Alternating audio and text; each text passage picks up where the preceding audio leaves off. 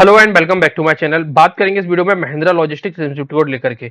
आज बहुत बड़ा इवेंट था, क्वार्टर टू की अर्निंग्स आनी थी और अर्निंग्स आई भी। हालांकि स्टॉक देखोगे तो पहले ही अप कर गया था आज से, जहां एक नेगेटिव माहौल पूरे मार्केट में ही था। स्मॉल कैप हो, मिड कैप हो, निफ्टी हो, बैंक निफ्टी हो, सभी रेड निशान में बंद होते हुए देखने को हम लोगों को आज मिले हैं। उनमें ही देखोगे तो महिंद्रा लॉजिस्टिक्स भी एक अच्छा स्टॉक्स था, जो अपने ग्रीन में जाकर के बंद होता हुआ देखने को मिला है। मतलब क्वार्टर टू की अर्निंग हम लोगों के लिए काफी ये प्रेडिक्ट कर रहा था कि डेफिनेटली अर्निंग्स काफी अच्छी आने वाली हैं। तो डिटेल में डिस्कस करेंगे महिंद्रा लॉजिस्टिक्स की क्वार्टर टू की अर्निंग्स को। फंडामेंटली अब स्टॉक क्या कह रहा है, टेक्निकली स्टॉक में अब क्या बन रहा है, सारी चीजें हम लोग डिटेल में डिस्कस करेंगे। टेक्निकली सपोर्ट कहाँ है, रेजिस्टेंस कहाँ है, डिटेल में डिस्कस करेंगे महिंद्रा लॉजिस्टिक्स लिमिटेड को लेकर के।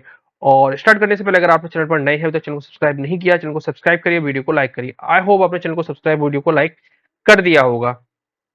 तो चलिए स्टार्ट करते हैं महिंद्रा लॉजिस्टिक्स के फंडामेंटल से। तो कंपनी के अगर हम लोग फंडामेंटली देखें तो कंपनी का मार्केट कैप 3,500 करोड़ का देखने को मिलता है। मतलब एक स्मॉल कैप की कंपनी है। डेफिनेटली सबसे पहले तो आइडेंटिफाई यही होता है। बुक वैल्यू देखोगे तो 62 रुपीज की देखने को मिलती है। मतलब स्टॉक अपने प्रीमियम पे ऑलरेडी ट्रेड कर रहा है। डिविडेंड यील्ड की बात करें तो 0.51% का है। मतलब चलिए बाद में बताता हूँ। फेस वैल्यू की अगर हम लोग देखेंगे तो 10 रुपए की फेस वैल्यू देखने को मिलती है। ये वेरी गुड है, काफी अच्छी चीज है। प्रोमोटर की होल्डिंग 58% की है, fair enough. Free cash flow भी कंपनी के पास है। डेट देखोगे तो कंपनी पर डेट थोड़ा सा ज्यादा देखने को मिलता है। डेट इक्विटी 1.85 का निकल के आता है। मतलब रिजर्व के कंपेरेटिवली अगर डेट देखोगे तो काफी ज्यादा है। चलिए कंपनी के क्वार्टर टू की अर्निंग्स देख लेते हैं। तो क्वार्टर टू की अर्निंग्स के लिए चलते हैं इसकी क्वार्टरली रिजल्ट की तरफ। तो ये रहा सितंबर 2024 का क्वार्टर का। तो सेल्स देखोगे तो सेल्स 1364 करोड़ से बढ़कर के हो गई है 1521 करोड़ की। मतलब सेल्स में एक अच्छा खासा ग्रोथ हम लोगों को देखने को मिल रहा है। ऑपरेटिंग प्रॉफिट देखोगे तो 53 करोड़ का है, जबकि इस बार निकल के आया 66 करोड़ का। तो मतलब देखोगे तो बाय बेसिस पे काफी अच्छा लग रहा है। ऑपरेटिंग मार्जिन देखोगे तो मार्जिन में भी ग्रोथ देखने को मिली, 3.93% से बढ़कर के 4.36% तक देखने को मिल रहा है। तो ग्रोथ भी देखने को मिल रही है। हालांकि इस बार देखोगे तो अदर इनकम थोड़ी सी डाउन आई है। जो पहले लगभग 6.5 करोड़ की थी, वो इस बार से 1.73 करोड़ की निकल के आई है। तो फेयर, अदर इनकम पार्ट अलग ही होता है। इंटरेस्ट कॉस्ट काफी इंटरेस्टिंग है। या जहां पिछली बार देखोगे तो 16 करोड़ के आसपास का था, इस बार 19 करोड़ का। तो मतलब डेट कंपनी पर बढ़ता हुआ देखने को मिल रहा है। बाकी नेट प्रॉफिट अगर देखोगे तो -15 करोड़ से घट करके अब प्रॉफिट रह गया है माइनस में 9.61 करोड़ का। तो अभी भी कंपनी क्या है, लॉस मेकिंग कंपनी है लगातार। और लॉस मेकिंग होने के बावजूद भी कंपनी क्या दे रही है, डिविडेंड। वो भी थोड़ा बहुत ही दे रही है, लेकिन दे रही है। ये काफी इंटरेस्टिंग है, बहुत बहुत इंटरेस्टिंग है।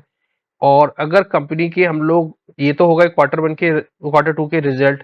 ईपीएस भी देखोगे तो नेगेटिव में है। और धीरे धीरे अगर इसी प्रकार की सेल्स ग्रोथ देखने को मिलती रही तो वो दिन दूर नहीं है जब कंपनी आराम से प्रॉफिट जनरेट करने लगेगी। और वो मुझे लग रहा है कि आने वाले कुछ टाइम में ही कंपनी प्रॉफिट जनरेट करने लगेगी। जिस प्रकार से कंपनी का एक्सपांशन वगैरह कर रही है, जिस प्रकार से कंपनी की ग्रोथ देखने को मिल रही है, लगातार सेल्स ग्रोथ देखने को मिल रही है।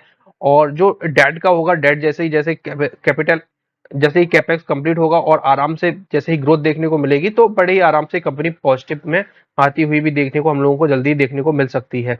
वहीं अगर कंपनी के इस बार एक्सपेक्टेड सेल्स देखोगे तो अभी भी टीटीएम में निकल के आ रही है 5800 करोड़ की, जबकि मार्केट कैप कितना है, 3,500 करोड़ का। मतलब अभी टोटल सेल्स के कंपेरेटिवली भी मार्केट कैप कम देखने को मिल रहा है। ऐसे ही कंपनियां जाकर के एक अच्छा हम लोगों को रिटर्न देखने को मिलता है in the long run. Equity capital देखोगे तो 72 करोड़ की देखने को मिली है। रिजर्व देखोगे 379 करोड़ की है। सितंबर 2014 के बैलेंस शीट आ चुकी है। तो पिछले क्वार्टर में देखोगे तो पिछले 420 करोड़ का था। 6 महीने बाद, हर 6 महीने बाद बैलेंस शीट अपलोड होती है। और अब निकल के आ रहा है, क्यों? क्योंकि कंपनी नेगेटिव दे रही, तो कहां से अपना जो लोन वगैरह सारी चीजें हैं, तो रिजर्व से जाएगा। तो इसी वजह से यहाँ पर देखने को मिल रहा है। और ऊपर से कंपनी एक्सपेंडिचर के लिए कंपनी डेट कर ले रही है, तो डेट भी बढ़ करके 8.836 करोड़ का हो चुका है। तो डेफिनेटली यहाँ से कंपनी को पॉजिटिव में बहुत जल्द आना चाहिए। और आराम से ये जो डेट है थोड़ा सा कम होता हुआ फिर तब देखने को मिलेगा। अभी तो थोड़ी सी डेफिनेटली एक निगेटिव मूड माहौल है। शेयर होल्डिंग पैटर्न्स में देखोगे तो बड़ा ही इंटरेस्टिंग है। 58.03% तक का के प्रमोटर की होल्डिंग है और काफी लंबे समय से इंटैक्ट है। और अगर हम लोग एफआईआई का देखेंगे तो एफआईआई ने लगातार देखोगे तो 12%, 5.92, 5.77, 5.51, 4.95 लगातार एफआईआई इस स्टॉक से निकल रहे हैं। लेकिन इन कौन हो रहा है, इन हो रहे हैं डीआईएस 18% के होल्ड से। तो मतलब इंस्टीट्यूशन की अच्छी खासी होल्डिंग्स इसमें है, और अगर हम लोग पब्लिक की होल्डिंग्स देखेंगे तो वो भी 18.81, मतलब सेंट अगर देखोगे तो क्वार्टर से, तो पब्लिक की होल्डिंग घटती हुई देखने को मिल रही है, विच इज क्वाइट गुड। हालांकि अगर हम लोग नंबर ऑफ शेयर होल्डर्स देखते हैं तो नंबर ऑफ शेयर होल्डर्स में थोड़ी सी गिरावट देखने को मिल रही है, which is definitely not good. अब स्टॉक को देखते हैं, तो स्टॉक देखोगे तो एक लंबा समय हो गया है कंसोलिडेट करते हुए, ये प्राइस अभी तक ब्रेक नहीं कर पाया है स्टॉक 542 रुपीज का। एक बार अगर इसको प्राइस को ब्रेक करता है फिर जाकर के हम लोग ऊपरी साइड में निकलेंगे, तो अभी स्टॉक कंसोलिडेशन के फेस ही दिखा रहा है। और अभी क्या हो रहा था, पहले तो देखिए नेगेटिव साइड में था, बिल्कुल सपोर्ट के पास में था, और यहां पर भी कंसोलिडेशन काफी तगड़ा हुआ। देख लीजिए वीकली चार्ट है, और उसके बाद क्या हुआ, ये ब्रेकआउट निकल के आया। ब्रेकआउट के बाद अब फिर क्या कर रहा है स्टॉक, तो अब फिर से सपोर्ट के पास में फोर, अगर इसका लो देखोगे, यहाँ पर इसने लो लगाया था 458 रुपीज का। उसके बाद भी देखोगे तो अभी तक स्टॉक में ऐसे कोई बड़े मूव्स देखने को नहीं मिले हैं, स्टॉक अपने सपोर्ट के पास में ही। अब जैसे ब्रेकआउट आया था तो अब ये फिर सपोर्ट का काम करने लगी ये वाली ट्रेंड लाइन। तो हालांकि ये बात एक बार ब्रीच जरूर हुई थी, लेकिन वापस से इसने अपने आप को पैक कर लिया। तो अब वापस से देखोगे तो वापस से इसी जोन में वापस से स्टॉक ट्रेड कर रहा है, लगभग 470 के पास में एक सपोर्ट है, और 550 के पास में। हालांकि एक लंबे समय देखोगे तो ऑलमोस्ट 12 अगस्त से ये स्टॉक अपने 550 के पास में भी नहीं गया है। तो जब तक क्लोजिंग इसके ऊपर निकल के नहीं आती, 550 के ऊपर क्लोजिंग निकल के नहीं आती है, तब तक ये स्टॉक थोड़ा सा वीक ही रहने वाला है। जब एक बार इसका फॉलोअप और निकल के आ जाएगा, और एक लंबे समय बाद, लगभग 2 साल के बाद में ये ब्रेकआउट निकल के आएगा, तब जाकर के हम लोग इसको कह सकते हैं कि हाँ, अब ब्रेकआउट आ चुका है, और अब फाइनली स्टॉक तैयार हो चुका है नेक्स्ट मूवमेंट के लिए, जो कि नेक्स्ट मूवमेंट निकल के आएगा हम लोगों का 814 रुपीज के आसपास पे। तो अभी तो फिलहाल वेट एंड वॉच की स्थिति है, ब्रेकआउट आया नहीं है, ब्रेकआउट एक बार आएगा तब है। बाकी अगर स्टॉक सपोर्ट के पास में मिल रहा है तो ये अभी भी मेरे हिसाब से बुरा नहीं है, क्योंकि सेल्स लगातार ग्रोथ हो रही है, जो लॉस है वो लगातार कम हो रहा है, तो आगे भी जाकर के ये लॉस कम होता हुआ देखने को हम लोगों को मिलेगा। डेफिनेटली ये इस प्रकार के स्टॉक्स काफी अच्छे रहते हैं, इनकी सेल्स ग्रोथ, सेल्स अगर देखोगे तो ज्यादा है, मार्केट कैप भी कम देखने को मिलता है। तो महिंद्रा लॉजिस्टिक्स पे भी आप लोग अपनी वॉच लिस्ट में से स्टॉक को रख सकते हैं। तो कुछ इस प्रकार का चार्ट है।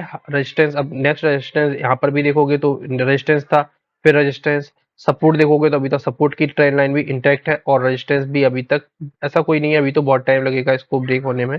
अगर यहाँ से ब्रेक होता है तब फिर हम लोग देखेंगे ऊपर के टारगेट, और फिर एक बहुत तेज बुल रन इस स्टॉक में देखने को मिलेगा। तो ये थे महिंद्रा लॉजिस्टिक्स को लेकर के डिटेल में टेक्नो फंडा एनालिसिस। वीडियो कैसा लगा कमेंट बॉक्स में जरूर बताइएगा, और अभी तक चैनल को अभी सब्सक्राइब नहीं किया है, चैनल को सब्सक्राइब करिए, वीडियो को लाइक करिए, चैनल को शेयर करिए, और अपने दोस्तों से भी सब्सक्राइब करवाइए। धन्यवाद।